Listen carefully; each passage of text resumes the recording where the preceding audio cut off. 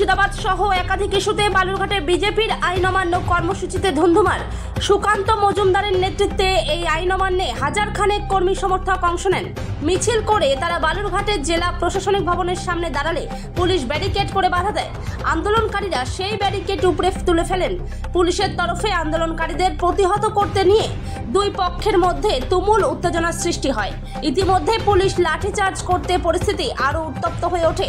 পুলিশের লাঠির আঘাতে বিজেপির সাধারণ সম্পাদক বাপি সরকার বেশ কয়েকজন জখম হয়েছেন।